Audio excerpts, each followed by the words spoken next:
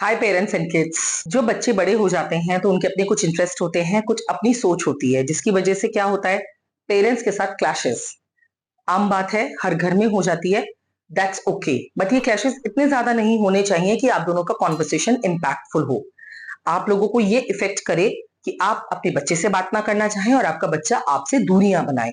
That is a very wrong path. You do not need to go on that. अब आपको करना क्या है, there I am going to tell you. Respect boundaries. एक बड़े और छोटे का जो डिफरेंस है वो आप अपने बच्चों को शुरू से सिखाइए।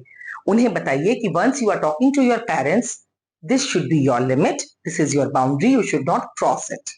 आप जब बच्चे से बात करें तो भी आप बच्चे के मन को पहचानिए और कुछ बाउंड्रीज को क्रॉस मत कीजिए। जहां आपको लगे चीजें ज्यादा खराब हो रही हैं, उस डिस्कशन को वहां पे पॉज दे दीजिए, convert it toward something else.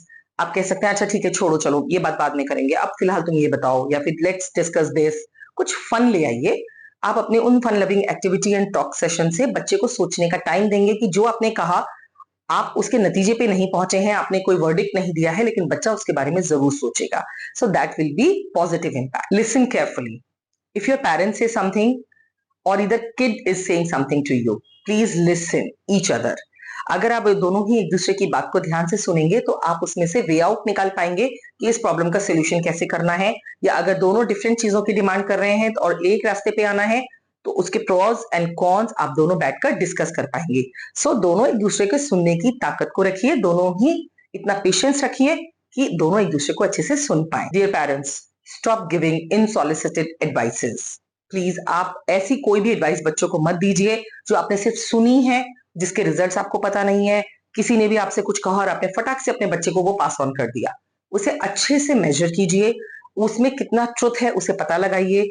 क्या वो जो तरीका या जो भी मेथोडोलॉजी किसी ने आपको सजेस्ट की है या कहीं से आपको पता चली है, क्या उसमें पूरी सच्चाई है, उसके बारे में पता करिए और फिर आप जरूर अपने बच्चे के पास जाइए, क्योंकि तब आपके पास उससे डिस्कस करने के सारे फैक्ट्स होंगे। So discuss with your child once you are satisfied. आप जब चाहें तो बच्चे के टीचर से, बच्चे के प्रिंसिपल से या फिर बच्चे के मेंटर से या कोई भी कोच है उनसे जाकर मिलिए। अगर आपको लगता है कि बच्चे को समझाने में आपको किसी और की हेल्प चाहिए, उस केस में वो टीचर्स, वो मेंटर्स आपकी प्रॉब्लम को भी समझेंगे और बच्चे की प्रॉब्लम को भी। As a third person, he will be an onlooker and he will give you the correct advice how to follow, what to follow. Definitely आपको हेल्प मिलेगी। Dear children, accept feedback. आप अभी बच्चे हैं, आपके पास जितने बड़े लोग फीडबैक लेकर आ रहे हैं सारे करेक्ट नहीं हो सकते, लेकिन आप उनको एक्सेप्ट कीजिए। ठीक है, सामने बड़े हैं, उन्होंने फीडबैक दिया है, ले लीजिए उस फीडबैक को, फिर आप धीरे से उसको इवेल्युएट कीजिए और then talk to your parents. वो फीडबैक अगर आपके पेरेंट्स का भी है तो भी आप उस पर ध्यान दीजिए कि उन्होंने वो फीडबैक क्यों दिया। आप उनसे पूछिए ऐसा आपको क्या लगा, और अगर आप वाकई में ये आपको लगता है कि हाँ ये चीज गलत हुई या फिर इस पे मुझे काम करना है, तो डरने की क्या बात है, उस पे काम कीजिए। It is for your well being. See, there is no harm in apologising. Parents हैं तो वो भी बच्चों से अपोलोजाइज कर सकते हैं, बच्चे हैं तो उन्हें तो पेरेंट्स से अपोलोजाइज करना ही चाहिए if they are wrong.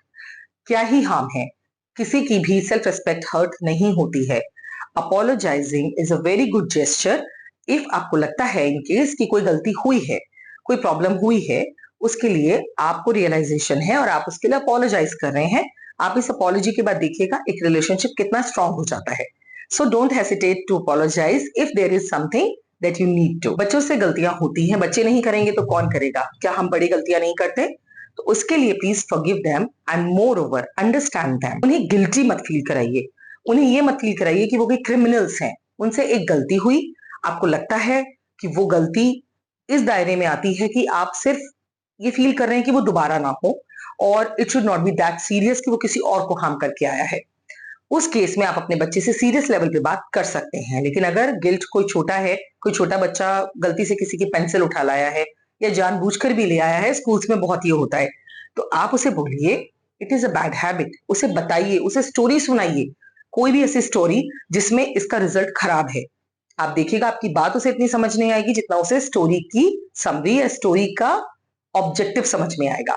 So isn't it a easy way to tell him not to do? Come closer to your kids, spend time with them.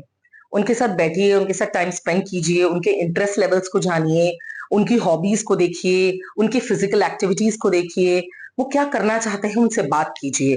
That will really create a strong bond. आजकल के ज्यादातर parents ये करते हैं, लेकिन अभी भी कुछ एरियाज ऐसे हैं जहां ये बच्चों का गैप उनके पेरेंट्स के साथ अभी भी बना हुआ है।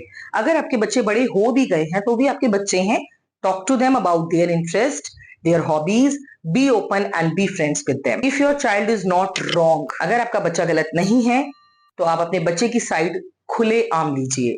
उसके लिए आप बिल्कुल भी हेसिटेट मत कीजिए। आप देखिएगा, once when your child is not wrong and you trust him, और आपको वो अपनी साइड लेते हुए देखेगा, तो आप उसके दिल और उसके मन, उसके माइंड सब पे राज करेंगे। आपसे ज्यादा उनका वेलविशर कोई होगा ही नहीं, ये बात वो मानेंगे। तो अपने बच्चे अगर वो गलत नहीं है तो उनकी साइड लेने में मत शर्माइए। The communication should be mutual.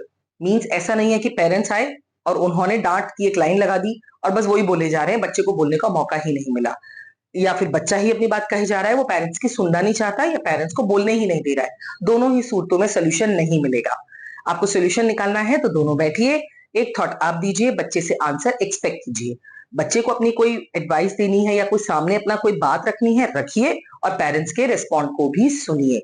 So the communication should be mutual. ऐसा कोई भी फन एक्टिविटी है जो आप एज अ फादर एंड सन या मदर एंड डॉटर या ऑल टुगेदर आप लोग कर सकते हैं। जैसे वाटर पार्क सबको पसंद है तो वाटर पार्क साथ में जाइए, चेस खेलना सबको पसंद है तो साथ में चेस खेलिए, स्विमिंग सबको पसंद है तो सभी लोग स्विमिंग के लिए जाइए।